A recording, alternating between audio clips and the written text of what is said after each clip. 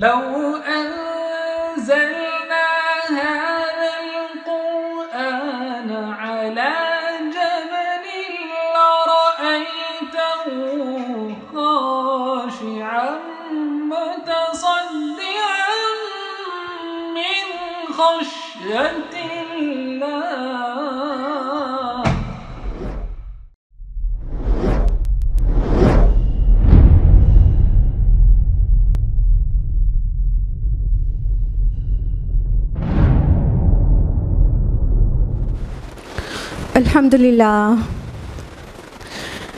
अल्हम्दुलिल्लाह वहदा वस्सलातु वस्सलामु अला मन ला नबिय्य बअद। अऊज़ु बिल्लाहि मिनश शैतानिर रजीम। बिस्मिल्लाहिर रहमानिर रहीम। शहरु रमज़ान अल्लज़ी उन्ज़िला फ़ीहिल क़ुरआन हुदल लिन्नास व बय्यिनातिम मिनल हुदा वल फ़ुरक़ान।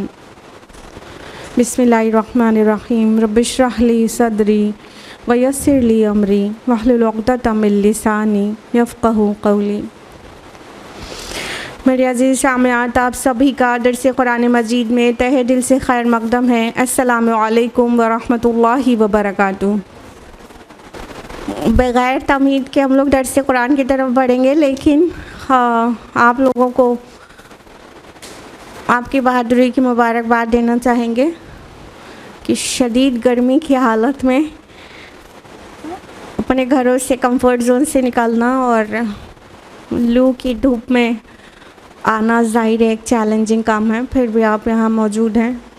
अल्लाह ताला आपसे कबूल करे और आपको बहुत भर भर के हिदायत दें। सो लेट्स बिगिन विद सूरह मोमिन। सूरह मोमिन चल रही ना मेरे साथ? कहाँ तक हुआ था लास्ट टाइम? जी, आयत नंबर 20 तक। तो आज हम लोग आयत नंबर 21 ऑनवर्ड्स तफसील से जानेंगे। So ayah number 21 is A'udhu billahi minash shaitanir rajim. Bismillahir rahmanir rahim.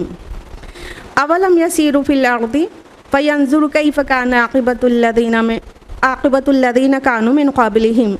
क्या ये ज़मीन में घूमे फिरे नहीं कि देखते कि अंजाम उन लोगों का कैसा हुआ जो इनसे पहले थे। कानुहुम अशद्द मिनहुम कुव्वा व आसारन फिल अर्द, और वो इनसे कहीं ज़्यादा बढ़कर थे क़ुव्वत में भी और ज़मीन में आसार के हवाले से भी।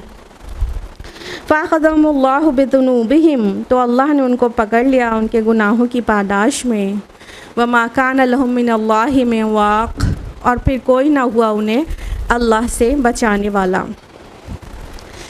अल्लाह सुब्हानहू व तआला फरमा रहे हैं, ये जो मुशरिकीन मक्का रसूलुल्लाह सल्लल्लाहु अलैहि वसल्लम को सताए जा रहे हैं, मान कर नहीं दे रहे हैं और अपने आप को बहुत बड़ा समझ रहे हैं और अपने आप में समझ रहे हैं कि वो बहुत ही ज़्यादा क़ुव्वत वाले हैं, दौलत वाले हैं, और इस वजह से रसूलुल्लाह सल्लल्लाहु अलैहि वसल्लम का इनकार किए जा रहे हैं कि इन पर ही क्यों आई हिदायत और ये ही क्यों नबी बनाकर भेजे गए, और बहुत सारे मुतकब्बिराना ख़यालात उनके दिलों में हैं।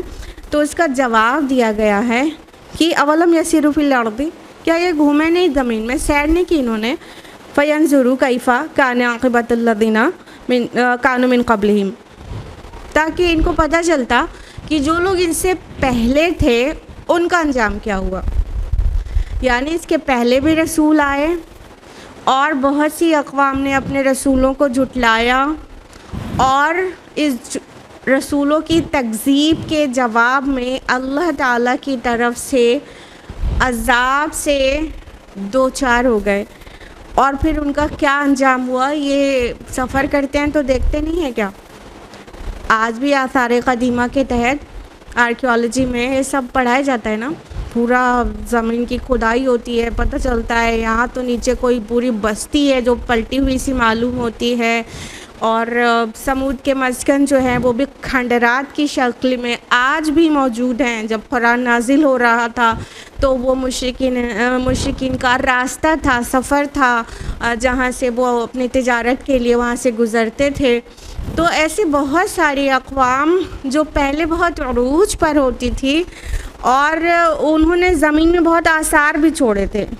कानहुम अशद्द मिनहुम क़ुव्वा व आसारन फिल अर्द, वो बहुत क़ुव्वत में भी थे, यानी बॉडीली भी बहुत अल्लाह ने ताकत दी थी, जैसे कि कौम आद, और क़ुव्वत दौलत और डेवलपमेंट के माना में भी कि बहुत क़ुव्वत वाले थे। और क्या, आसारन फिल अर्द, उन्होंने बहुत सारे अपने निशानात और निशानियाँ छोड़ी हैं ज़मीन में।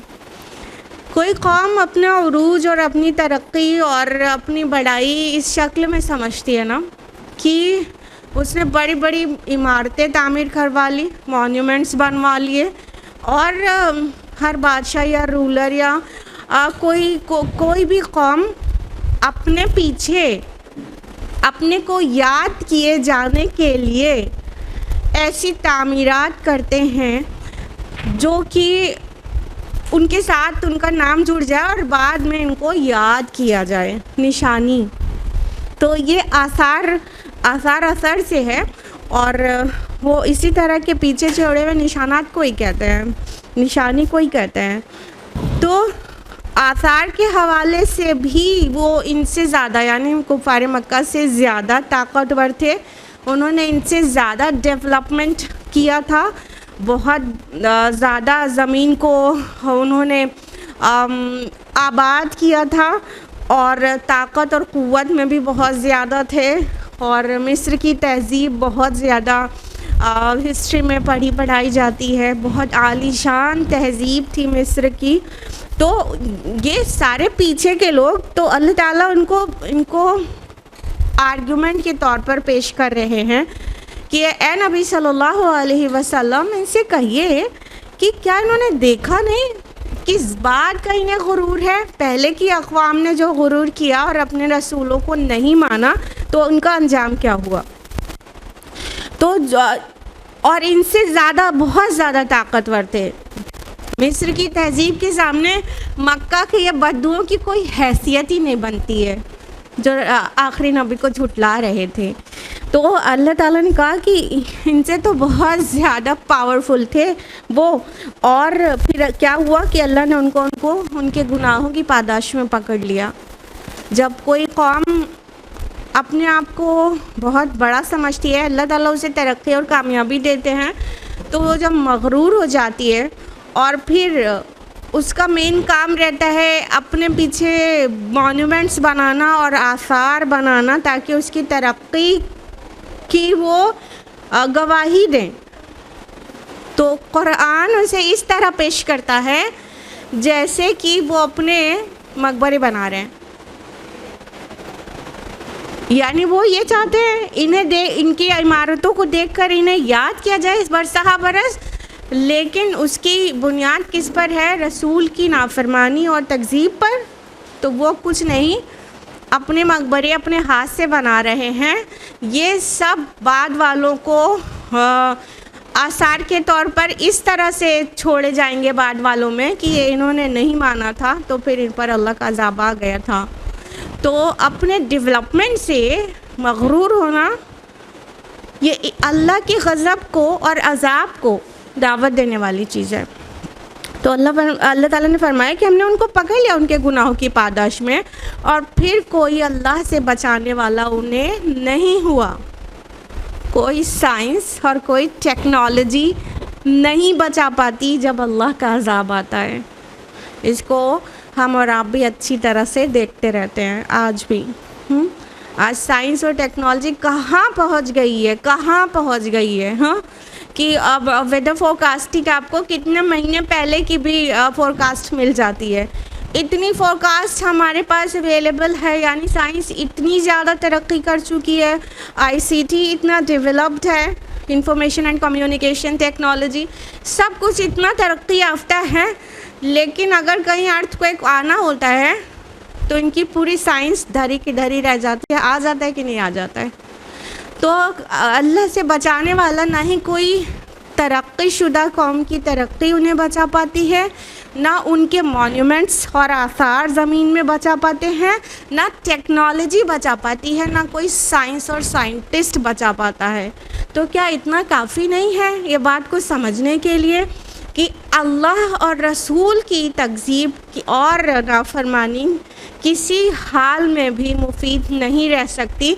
अल्लाह ताला तो जब तक मोहलत दिए रहते हैं तब तक वो तरक्की करते जाते हैं, और जब अल्लाह की पकड़ होती है तो कोई बचाने वाला नहीं होता, कोई बड़े से बड़ी ताकत बचाने वाली नहीं होती। अगली आयत में फरमाया ज़ालिका बिअन्नहुम कानत तातिहिम रुसुलुहुम बिलबय्यिनात, ये इसलिए हुआ कि उनके पास आते रहे उनके रसूल बहुत वाज़ेह निशानियों के साथ। फ़कफ़रू, बस उन्होंने उससे कुफ्र किया। फ़अख़ज़हुमुल्लाह, तो अल्लाह ने उन्हें पकड़ लिया। इन्नहु क़विय्युन शदीदुल इक़ाब, यकीनन वो बहुत ताकतवर, सज़ा देने में बहुत सख्त है।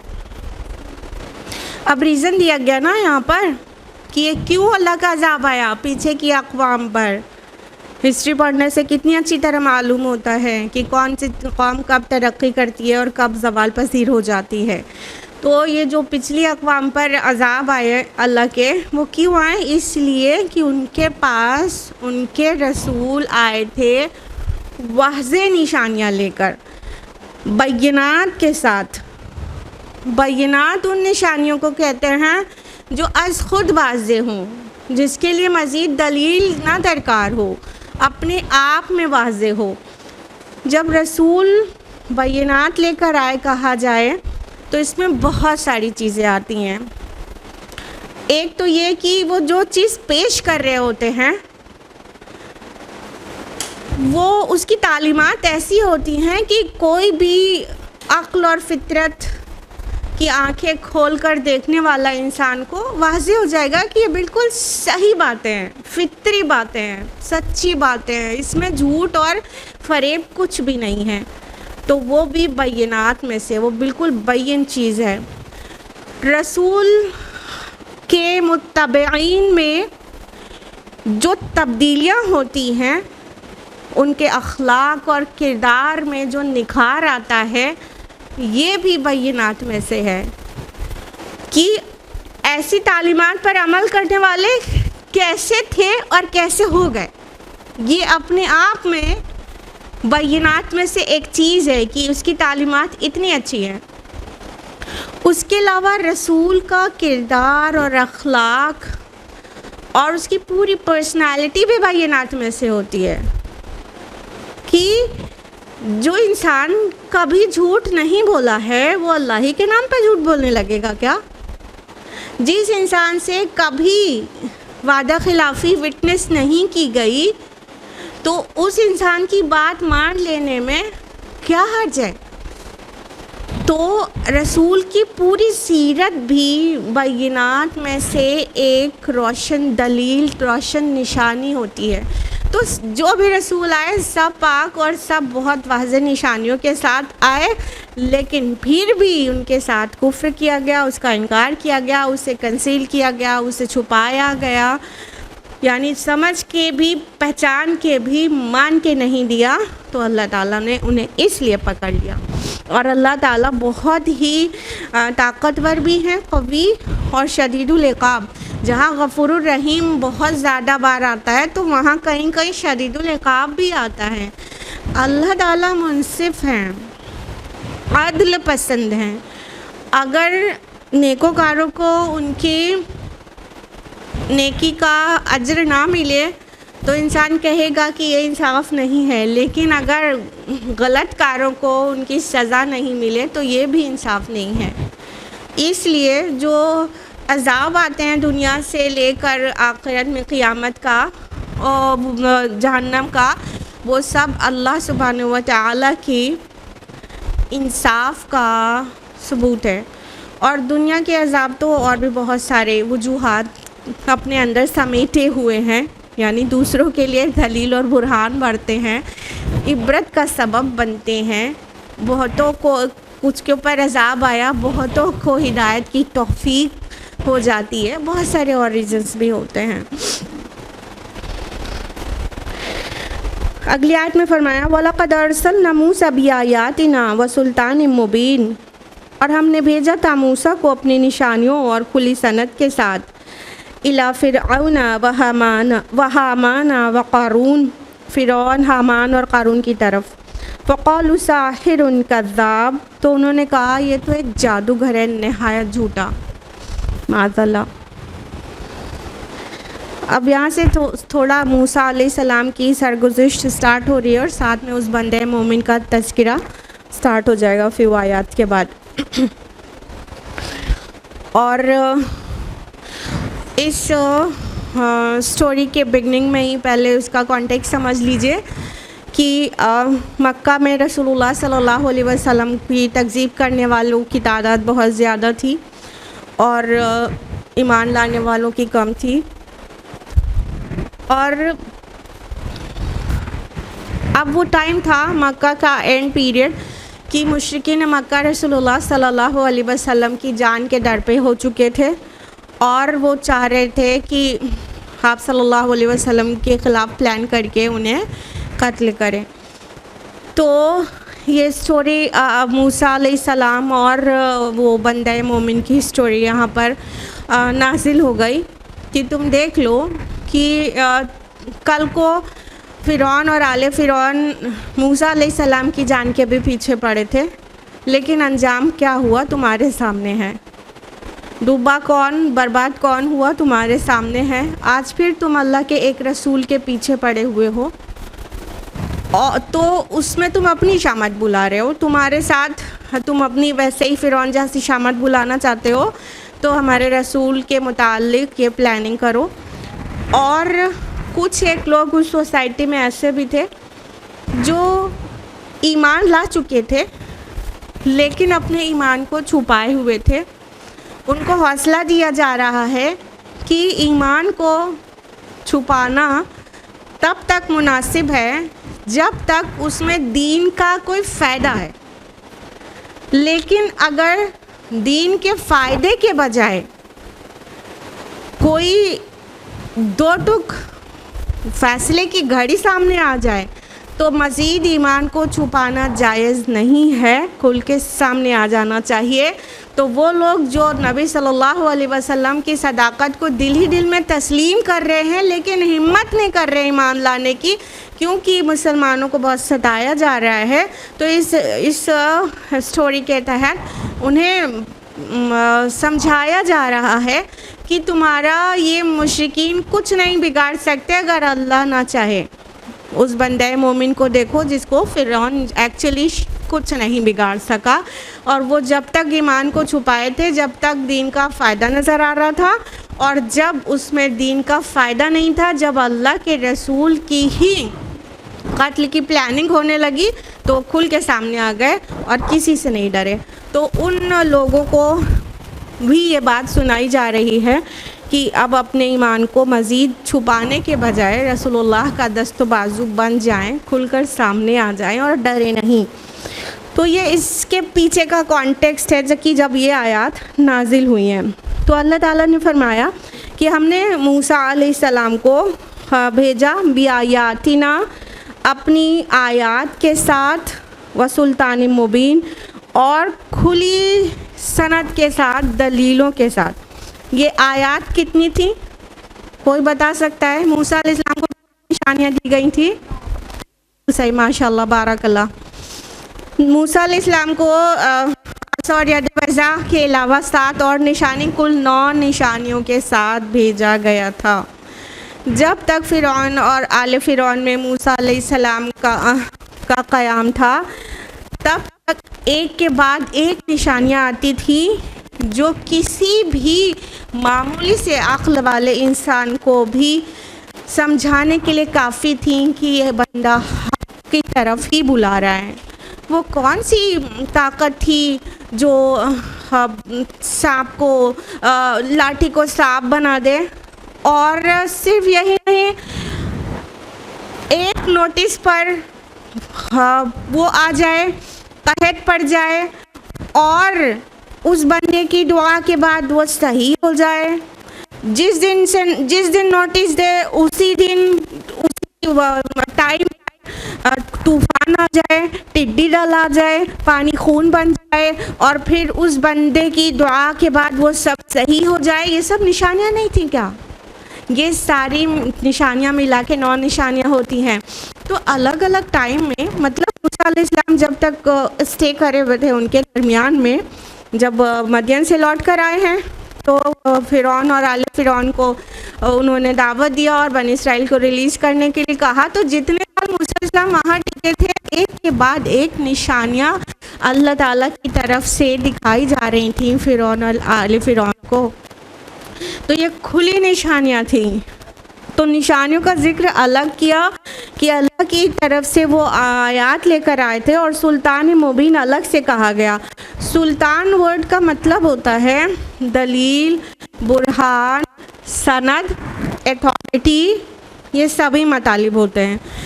तो सुल्तान मुबीन उन सब चीज़ों को कहा गया। मूसा अलैहिस्सलाम की जो तालीमात थी, जो अंदाज़ था, जो निशानियाँ थी, वो सब बहुत ही क्लियर थी, दलील थी और बिल्कुल कतई वाज़े थी। मुबीन वर्ड भी आया, क्लियर साइंस थे वो, उसमें कोई एम्बिग्विटी नहीं थी जो कंफ्यूज हो रहे थे और ईमान नहीं ला रहे थे। तो खुली निशानियों के साथ भेजा था अल्लाह ने। और किसकी तरफ भेजा था? फ़िरौन की तरफ, हामान की तरफ, हारून की तरफ। फ़िरौन के साथ ये दो नाम और आए, आपको मालूम है। फ़िरौन तो बादशाह था मिस्र का, हामान उसका वज़ीर था, और क़ारून एक बहुत वेल्दी मैन था। उसने फ़िरौन के ही दरबारी और फ़िरौन का ही ख़ास आदमी होने की वजह से बहुत दौलत इकट्ठा कर रखी थी। हालांकि वो इस्राएली था। ऐसे गद्दार लोग होते हैं ना हर कौम में, कि अपने कौम और हक किसी बात का उनको पासो लिहाज नहीं रहता, उन्हें सिर्फ दौलत के पुजारी होते हैं और फिर दुश्मनों के साथ मिलकर गद्दारी का काम करते हैं। तो ये था इस्राएली क़ारून। वो इस्राएली था, मूसा अलैहिस्सलाम का रिश्तेदार था, और लेकिन फ़िरौन के साथ मिला था, और उसका एक ख़ास आदमी था और उसकी बहुत दौलत थी। अल्लाह सुब्हान तआला इस आयत में वाज़ेह कर रहे हैं कि मूसा अलैहिस्सलाम जो गए थे किसके सामने? फ़िरौन, हामान और क़ारून जैसे सरकश लोगों के सामने। तो रसूलुल्लाह सल्लल्लाहु अलैहि वसल्लम को एक मौके की तसल्ली है कि ए नबी सल्लल्लाहु अलैहि वसल्लम, ये जो अबू जहल, अबू लहब और उमैया बिन खल्फ, उक़बा बिन अबी मुआइद, ये जो मक्का के सरदारान, ये आपको बहुत परेशान कर रहे हैं और ये नहायत ही सरकश लोग हैं। लेकिन आप जान लीजिए कि मूसा इससे भी ज़्यादा सरकश लोगों के बीच गए थे और वो सब मिलके मूसा का कुछ नहीं बिगाड़ पाए थे। तो यहाँ तीन सरकशों का नाम जिक्र किया गया और फरमाया कि इन लोगों ने क्या कहा था मूसा को भी, साहिरुन कज़्ज़ाब, कि ये तो जादूगर है और इंतहाई झूठा। कज़्ज़ाब फ़ाइल के वज़न पर है, मतलब बहुत ज़्यादा सख्त झूठा। और यही बात नबी सल्लल्लाहु अलैहि वसल्लम को भी सुननी पड़ी है। सूरह सौद की आयत नंबर 4 है, वक़ालल काफ़िरूना हाज़ा साहिरुन कज़्ज़ाब, कि मक्का के कुफ़ार ने भी यही कहा था हमारे प्यारे मासूम नबी को, ये तो जादूगर है और बहुत झूठा है। अस्तग़फ़िरुल्लाह। रसूलों को ये रिस्पांस मिला है मेरी प्यारी बहनों। हम लोग ज़रा सा दावती इस्लाही काम करते हैं तो छोटे छोटे मसाइब में से उलझ के रह जाते हैं, परेशान होते हैं, जबकि और मासूम अम्बिया को ये रिस्पांस मिला है कि उतना बुरा रिस्पांस किसी को भी दाई को नहीं मिलता है। बहुत झूठा कह दिया गया जिसने कभी झूठ नहीं बोला, और जादूगर कह दिया गया इतनी वाज़ेह तालीमात लेकर आए हुए को। वही मूसा अलैहिस्सलाम को कहा गया, वही हमारे प्यारे नबी को कहा गया। सारे रसूल और अम्बिया मासूम है, इस पर हमारा ईमान है। यहाँ से ताकत नहीं मिलती, क्यों हम लोग इतनी जल्दी डगमगाते हैं? जब मासूमों को ऐसा कहा गया है तो हम लोगों को अगर थोड़ा बहुत लोग मजाक बना लें,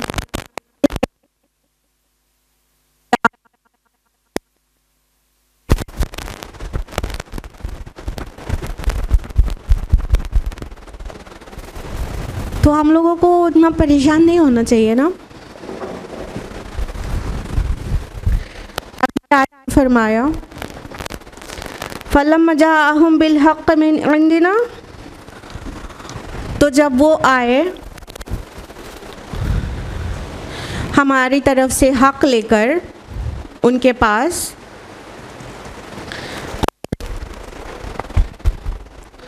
क़ालू उक़्तुलू अब्ना अल्लज़ीना आमनू मअहू व यस्तहयू निसाअहुम, तो उन्होंने कहा जो लोग उनके साथ ईमान लाए हैं उनके बेटों को कत्ल करो और उनकी बेटियों को ज़िंदा रखो। वमा कैदुल काफिरीन इल्ला फी दलाल, लेकिन काफिरों का दाव भटक कर ही रहता है।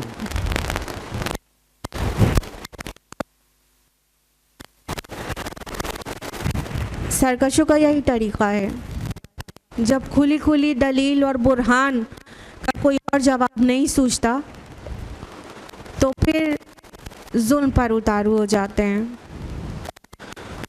और फिरौन ये हुक्म पहले भी जारी कर चुका था, जब मूसा तो भी बनी इस्राइल के बेटों को कत्ल करने का ऑर्डर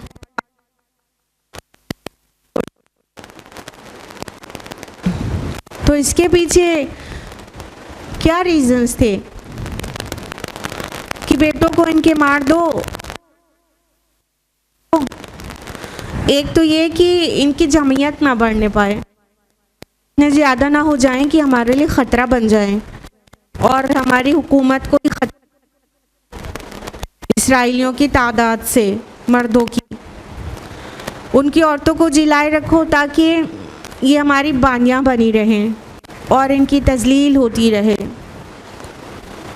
सेकेंडली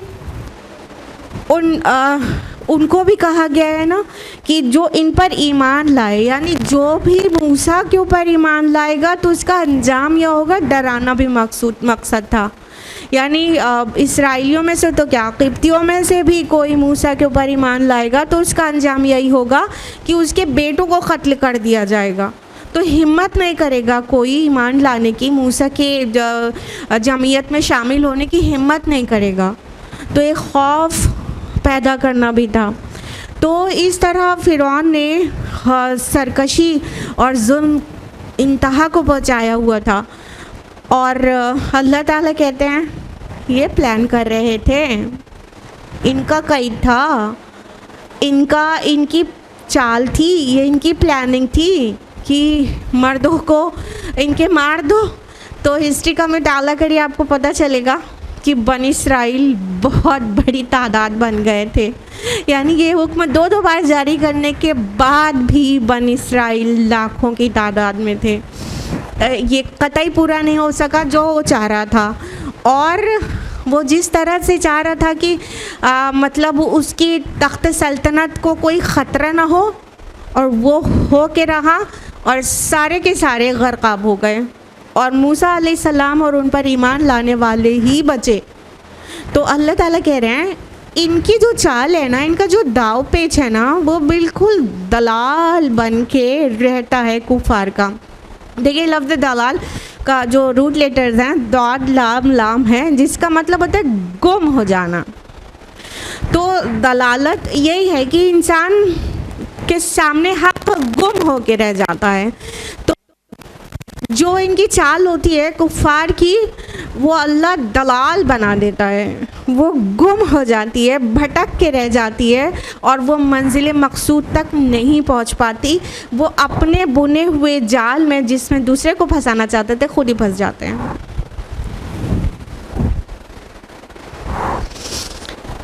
अब अगली आयत में फरमाया वक़ाल फ़िरऔन ज़रूनी अक़्तुल मूसा वलिअदु रब्बह, और फ़िरौन ने कहा मुझे छोड़ो, मैं मूसा को कत्ल कर दूं और वो पुकार ले अपने रब को। इन्नी अख़ाफ़ु अन युबद्दिल दीनकुम, मुझे अंदेशा है कि वो तुम्हारा दीन बदल देगा। अन युज़हिरा फिल फसादी फिल अर्दिल फसाद, या तो ज़मीन में फसाद बर्पा कर देगा। अब देखिए ये फ़िरौन कह रहा है, क्या कह रहा है कि मुझे छोड़ो, तो अपने कोर्ट में है, पूरा इमेजिन कीजिए फ़िरौन अपने कोर्ट में, उसके सारे दरबारी बैठे हैं और कह रहे हैं मुझे आप लोग छोड़ो, मुझे इजाज़त दो, मुझे करने दो, मैं मूसा को कत्ल कर डालूं। अब एक बात तो यहाँ पर यह है कि इतना जाबिर और सरकश बादशाह, उसका हाथ कौन पकड़े हुआ है, कौन पकड़े हुआ है उसे, कौन रोके हुआ है, जो ये कह रहा है मुझे छोड़ो मैं कत्ल कर दूं मूसा को, कोई नहीं पकड़े हुआ है। इससे उसकी बेबसी का पता चल रहा है, उसकी एक बेबसी की तस्वीर सामने आ रही है कि वो मूसा पे हाथ नहीं डाल पा रहा था इस डर से कि बगावत ना हो जाए, और वो खुद तो हाथ नहीं डाल पा रहे मूसा पर, और अपने दरबारियों के सामने कह रहे हैं मुझे देखिए आप ही लोग जो है ऐसे कहते हैं कि कहीं बगावत ना हो जाए, कहीं मसला ना हो जाए, कहीं मूसा कोई मामूली आदमी तो है नहीं, उनके पीछे उनके इतने फॉलोवर्स हैं, उनको मानने वाले लोग हैं, कहीं मसला ना हो जाए, तो अगलों पे डाल रहा है। उससे उसकी बेबसी का पता चल रहा है, वो अपने को बाहर से स्ट्रांग दिखा रहा है, अंदर से बहुत डरा हुआ है। तो कह रहा है मुझे छोड़ो मैं मूसा को कत्ल कर लूँ, कत्ल कर दूँ, और फिर फलियादु रब्बा, और वो फिर पुकार ले अपने रब को, जैसे कुफार हमेशा ही कहा करते हैं कि तुम्हारा रब तुमको बचा ले, कहाँ गया तुम्हारा रब, तो पुकार के देख ले अपने रब को। और फिर अपने दरबारियों के सामने जो कोर्ट में उसके जो मिनिस्टर्स बैठे हुए हैं उनको सबको मेंटेन भी करना है, तो वो कह रहा है कि मुझे आदेश है तुम्हारा दीन ना बदल दे। वो ये नहीं दिखा रहा है कि उसका तख्त ख़तरे में है, वो ये दिखा रहा है कि वो जिस दीन की तरफ बुलाता है वो तुमसे अलग है, वो तुम्हारा दीन ना बदल दे। और दीन से यहाँ एक्चुअल मुराद तो निज़ाम हुकूमत ही है, उनका जो निज़ाम था, उनका जो वे था ऑफ रूलिंग था, वो आपको ज़रूर पता होगा, हमने ख़ुद भी कई बार बताया है कि मिस्र में फ़राइना की हैसियत सूरज के अवतार की होती थी, यानी सूरज को देवता मानते थे, और वो जो मिस्र का बादशाह फ़राइना या फ़िरौन सिंगुलर है, फ़िरौन होता था, वो सूरज देवता का अवतार होता था, तो इसलिए उसके आगे भी सजदा करते थे, उसकी भी इबादत होती थी। तो ये अपने सारे मिनिस्टर्स और जो उसके करीबी लोग हैं कोर्ट में बैठे हैं उन सब से कह रहे हैं ये तुम्हारा दीन बदल देगा, तुम तो सूरज की इबादत करते हो और मैं तो मज़हर हूँ उसका, सूरज देवता का, और जो हमारा सिस्टम है, वे ऑफ लिविंग है, वो बदल देगा ये, क्योंकि लोगों को अपने आबाई दीन से बड़ी मोहब्बत होती है, बहुत जज्बाती मोहब्बत होती है, जो कि एक्चुअली अच्छी बात नहीं है। हक हक होता है, बातिल बातिल होता है, लेकिन इंसान हक और बातिल को जज नहीं करता, वो ये देखता है, जो मेजॉरिटी होती है वो ये देखती है हमारा आबाई दीन जो है बस वही हक है। तो ये एक जज्बाती बात करके उनको कह रहा है मुझे डर है वो दीन तुम्हारा ना बदल दे, सामने वालों की तरफ मंसूब कर रहा है, और कह रहे कहीं ज़मीन में फसाद ना बर्पा कर दे। डर है उसको इस फसाद का कि उसका तख्त ना चला जाए, उसकी पोजीशन ना चली जाए, शुरू से खाइफ है इस बात से, बहुत पहले से।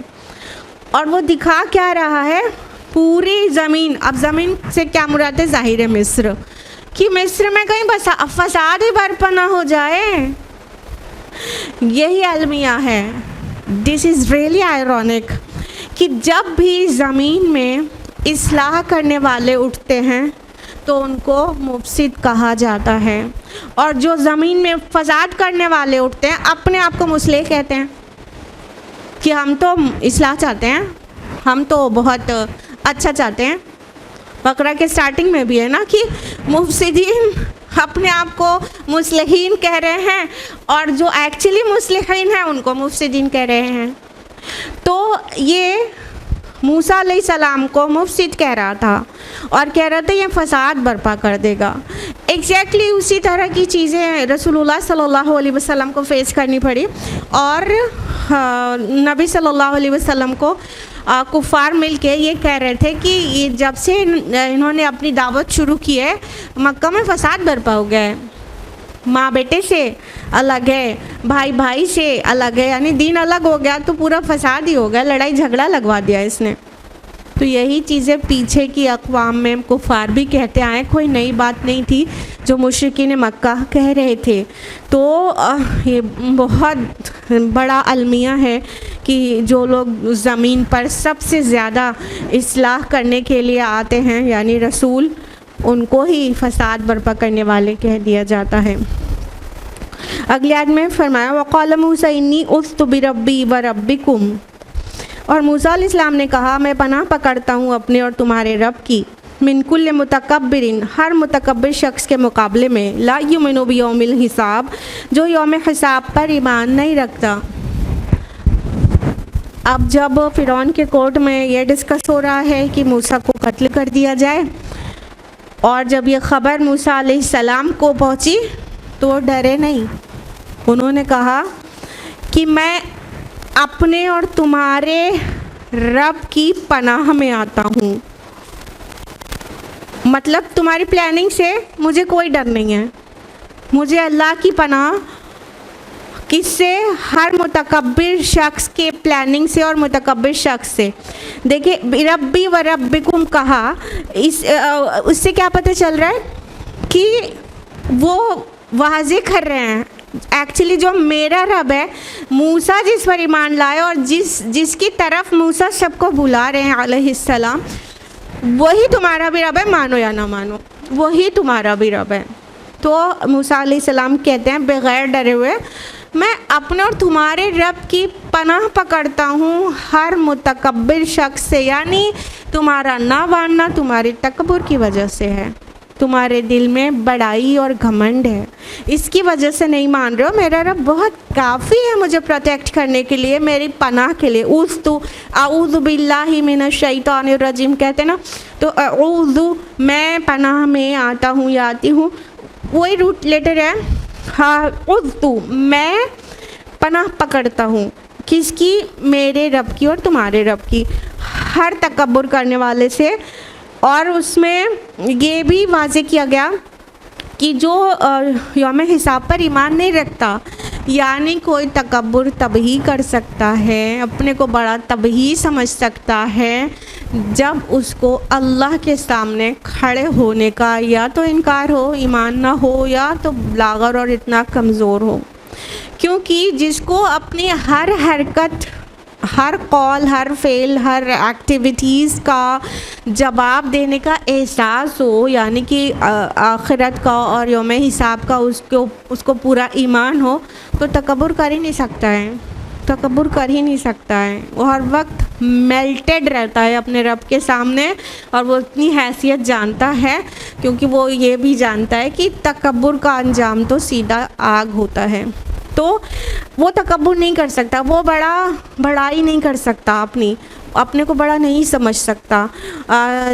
जिनके अंदर ये मर्ज़ होता है तो उसका मतलब किसी दर्जे का उनके अंदर किब्र होता है, उसको टटोलने की ज़रूरत है हमें और आपको भी।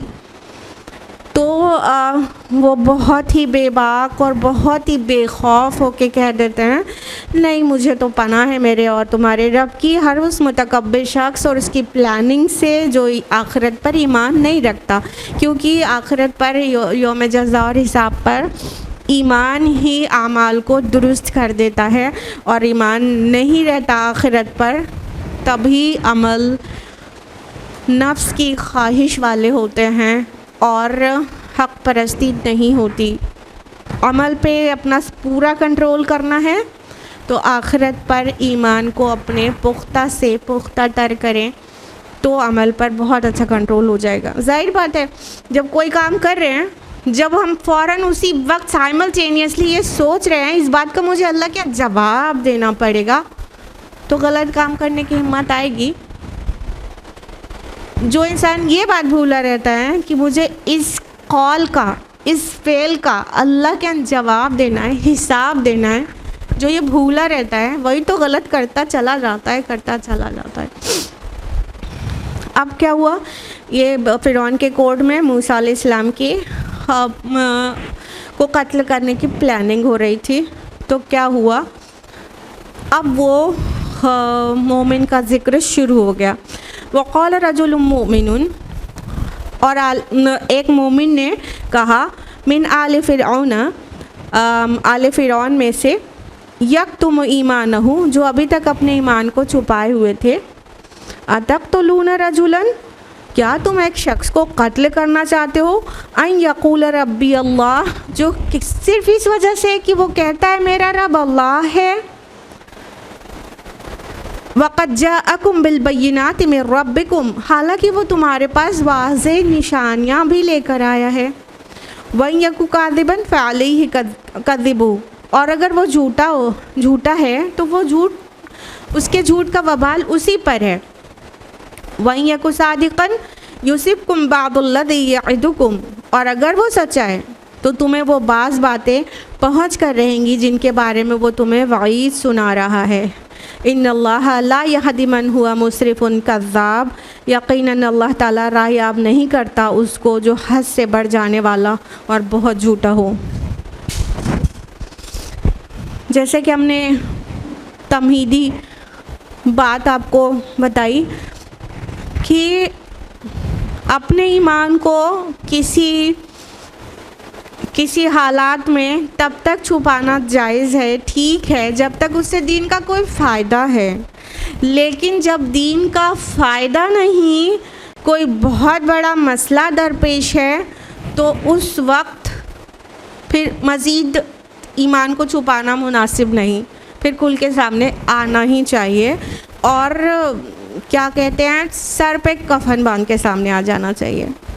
तो ये जो मोमिन थे आले फ़िरौन में से थे। कुरान का एकदम क्लियर टेक्स्ट है कि रजुल मोमिन मिन आले फ़िरौन, आले फ़िरौन में से थे, क़िब्तियों में से थे। बहुत चंद लोग ईमान लाए थे, उसमें से बहुत नहीं के बराबर। बाकी तो मूसा अलैहिस्सलाम की मेन दावत बनी इसराइल के लिए थी, लेकिन जाहिर है वो फ़िरौन और आले फ़िरौन को भी दावत दे रहे थे और अरसे दराज से समझा रहे थे। तो एक आले फ़िरौन में से जो कि शाही ख़ानदान के थे, ये जो मोमिन है इन्हीं के नाम पे ये सूरा भी है, सूरा मोमिन।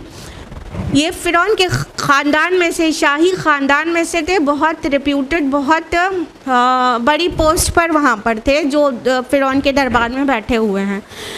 अब जब पहले तो ये छुपाए हुए थे।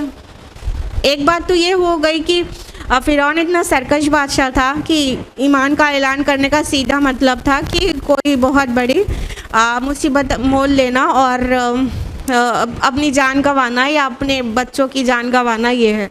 तो अब आप सोचिए कि जब जो इस ईमान लाएगा उसके बेटों को कत्ल कर दिया जाएगा तो कितने लोग हिम्मत करेंगे ज़ाहिर करने की। एक बात तो ये हुई। दूसरी बात ये कि वो मोमिन मुमकिना तौर से मूसा अलैहिस्सलाम और उनके दीन की फलाह चाहते थे, उसका फ़ायदा चाहते थे, क्योंकि जब वो ऐलान कर दे तो फिर उसके बाद वो अंदर रह के वो ख़बरें नहीं पहुंचा सकते थे मूसा अलैहिस्सलाम को। जैसा कि बहुत बार होता ही है कि अगर कोई छुपाए रहता है तो फिर सारी प्लानिंग आराम से पता चलती रहती है कि क्या मुशरिकीन की प्लानिंग है। तो मुमकिना तौर से वो इसलिए भी अब एक अरसे दराज तक अपने ईमान को छुपाए थे ताकि वो प्लानिंग को देख सुन सकें और दीन को ज़्यादा फ़ायदा पहुंचा सकें, ठीक। लेकिन जब उन्होंने देखा कि अब तो मूसा अलैहिस्सलाम के कत्ल की ही बात होने लगी तो फिर और कंट्रोल नहीं कर सके। यानी अब वो वक्त ख़त्म हो चुका था कि अब वो दीन का फ़ायदा हो रहा है, यहाँ तो रसूल को कत्ल करने ही की प्लानिंग हो रही है।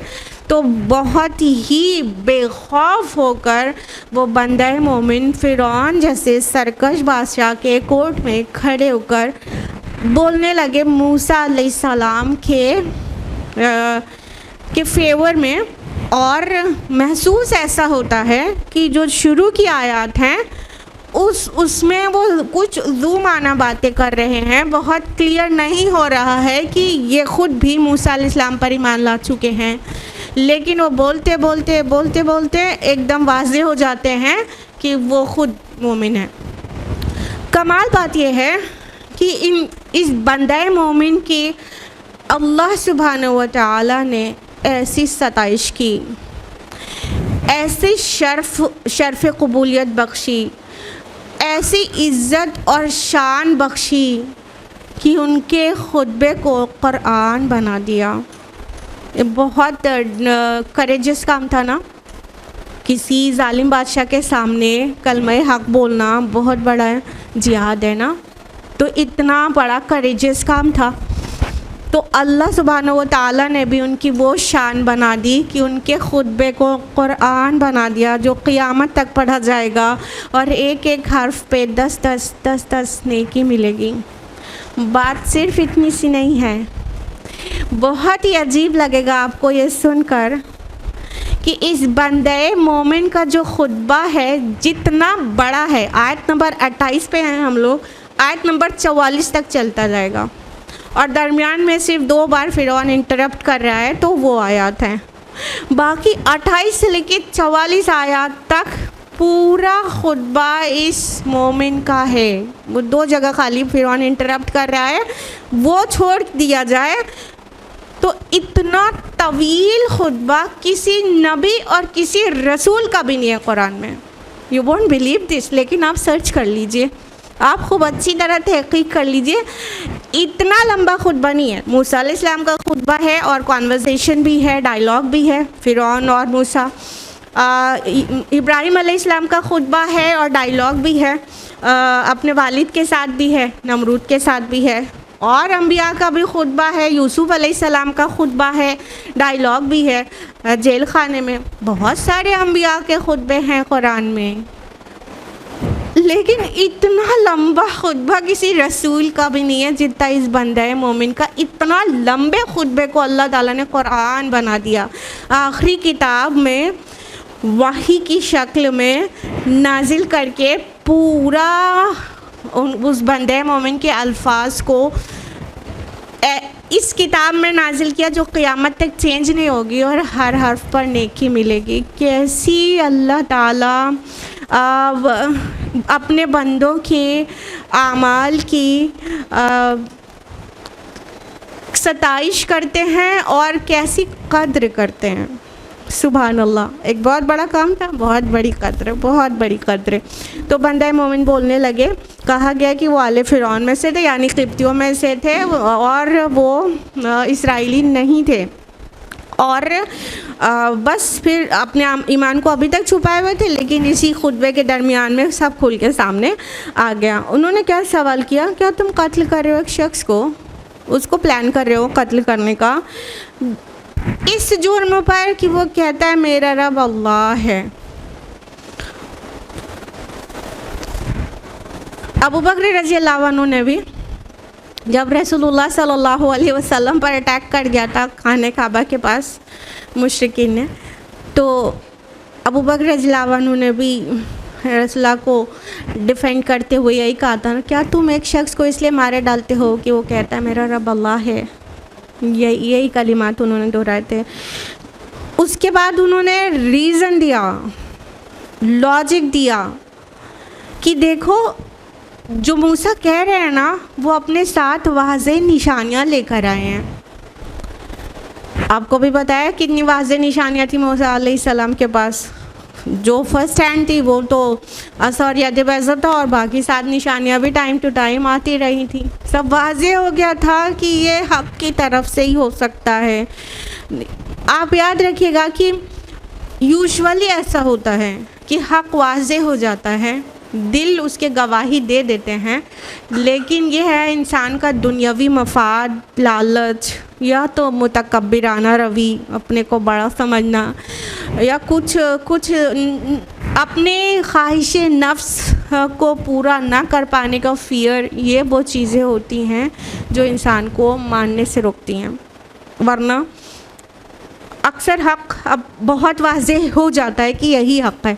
तो और फिर रसूल पूरी तरह से वाज़े कर देते हैं।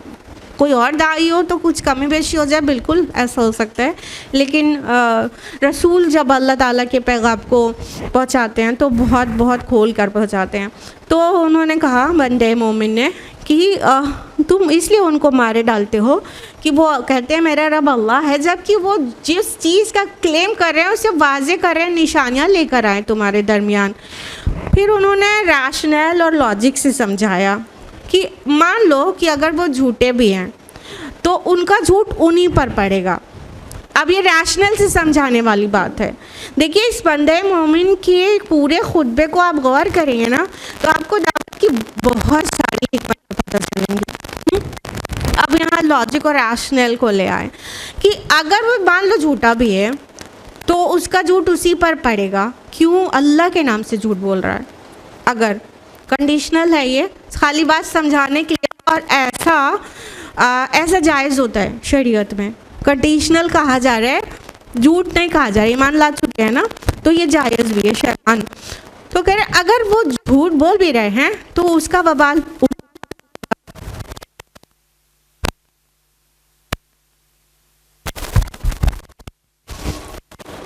और अगर वो सच्चे हैं, मतलब दोनों चीज़ के तरफ लॉजिक से समझा रहे हैं, अगर वो सच्चे हैं तो फिर अपनी शामत का इंतज़ार करो। तुमको अल्लाह से कौन बचाएगा? जिस चीज़ की वाइज सुना रहे हैं, अगर वो सच्चे हैं और तुमने उन्हें झुठला दिया तो जिस चीज़ की वाइज सुना रहे हैं उसका कुछ हिस्सा तुम पर आके रहेगा। तुम लॉजिक से सोचो कि अगर झूठ बोल रहे हैं तो भी उन्हें छोड़ दो ना, मारोगे क्यों? जो बोलने तो झूठ छोड़े रहो, उन्हें मारोगे क्यों? अगर झूठ भी बोल रहे हैं तो अल्लाह के नाम पे बोल रहे हैं, अल्लाह ताला खुद निपट लेगा ना। और अगर सच बोल रहे हैं और तुम उन्हें मारने की कोशिश करोगे तो तुम समझ लो कि तुम पर अल्लाह का अज़ाब आ जाएगा। या कौमी लकुमुल मुल्कुल यौम, ऐ मेरी कौम आज तो तुम्हारे हाथ में हुकूमत है। ज़ाहिरीन फिल अर्द, और तुम हर तरह से ज़मीन में गालिब हो। फमन यंसुरुना मिन बासिल्लाहि इन जाअना, लेकिन अगर कहीं हम पर अल्लाह का अज़ाब आ गया तो उससे हमें बचाने के लिए हमारी मदद कौन करेगा? क़ौल फ़िरऔनु मा उरीकुम इल्ला मा अरा, फ़िरौन ने कहा मैं तो तुम्हें वही कुछ दिखा रहा हूँ जो मुझे नज़र आ रहा है। वमा अहदीकुम इल्ला सबील रशाद, और मैं नहीं रहनुमाई कर रहा तुम्हारी मगर कामयाबी के रास्ते की तरफ। तो बंदे मोमिन अपने खुतबे को कंटिन्यूड रखते हैं, कहते हैं कि है मेरी कौम आज तो हुकूमत तुम्हारे हाथ में है। ये मिस्र की बादशाही फ़िरौन की तरफ इशारा करके और सारे आयान सल्तनत सामने हैं कि आज तो तुम्हारे हाथ में बादशाहत है। एक लिमिटेड पावर तुम्हें दिया है अल्लाह ने, तुम जो चाहो करो। पावर जिसके हाथ में होता है, कितना छोटा या कितना बड़ा हो, नो मैटर, इंसान सरकश हो जाता है और अपने पावर का गलत इस्तेमाल करता है। लेकिन वो याद रखे कि बहुत थोड़े दिन का पावर है उसके पास। सिर्फ पॉलिटिक्स वाला पावर ही नहीं, छोटे छोटे जो कुर्सियों पर बैठे होते हैं लोग मुख्तलिफ़ जगहों पर, करप्शन इतना ज़्यादा है कि देखिए अपने पावर का गलत इस्तेमाल करते हैं। अपने अपनों का फेवर करना, मुस्तहिक का हक़ तलफ़ी करना, ये सब पावर के साथ ही होता है ना। पावर है, अब जो चाहें करें। तो उस बंदे मोमिन ने उनको पॉन्डरिंग की दावत दी कि आज देखो पावर तुम्हारे हाथ में, हुकूमत तुम्हारे हाथ में है ना, और हर तरह से ज़मीन में तुम गालिब हो। यहाँ पर फिर ज़मीन से मुराद ज़ाहिर है मिस्र की सरज़मीन है। और फिर वो कहते हैं लेकिन अगर कहीं हम पर अल्लाह का अज़ाब आ गया, गौर करने की ये बात है, वो कह रहे हैं इन जा आना, हम पर आ गया, ये नहीं कह रहे तुम पर आ गया। ये प्रोवोक करने वाला स्टाइल होता है ना। अभी दावत की हिकमत नोट करते चल रहे हैं कि खुद तो मोमिन है लेकिन वो ये नहीं कह रहे तुम पर अज़ाब आ गया। ये प्रोवोकिंग अंदाज होता है, इंसान चिढ़ जाता है कि खुद तो बड़े अच्छे हैं, सारी बुराई हमारे अंदर है। अब वो क्या कह रहे, हम पर अज़ाब आ गया। ये हिकमत है और आजिज़ी और इनकी सारी भी। और यहाँ पर हम पर से मुराद ये क़िब्ती लोग भी हो जाएगा कि नहीं मान रहे हैं अक्सर क़िब्ती, तो क्या होगा? अगर हम पर अल्लाह का अज़ाब आ गया तो हमारी मदद कौन करेगा? आज पावर तुम्हारे हाथ में है, लेकिन वो जो अज़ाब है उसके मुकाबले में, दुनिया के अज़ाब में भी, उसके मुकाबले में कोई बादशाह तंता कुछ भी नहीं कर सकता और साइंस भी कुछ नहीं कर सकती। फिर क्या होगा? और आखिरत में बादशाहत अल्लाह के हाथ में है, जो कि यहाँ पे थोड़ी आज़ादी दी है तो लोग समझ रहे हैं उनके हाथ में भी है, एक्चुअली आज भी अल्लाह ही के हाथ में है। लेकिन जब आखिरत में उसका ज़ुहूर होगा कि कुल की कुल बादशाही अल्लाह के हाथ में है, लिमनिल मुल्कुल यौम, जब अल्लाह ताला पुकारेंगे तो सबके छक्के छूट जाएंगे। तो कह रहे अगर अज़ाब आ गया तो हमारी मदद कौन करेगा? अब चूँकि मुअत्तर खुतबा दे रहे थे, फ़िरौन ने जल्दी से इंटरप्ट किया। अभी फ़िरौन का जवाब से ऐसा लग रहा है अभी समझे नहीं है ये लोग कि ये बंदा मोमिन है और मूसा पर ईमान ला चुके हैं, ऐसा महसूस होता है। फ़िरौन के इसी जवाब से ऐसा महसूस होता है कि अभी ईमान पूरी तरह डिस्क्लोज़ नहीं हुआ।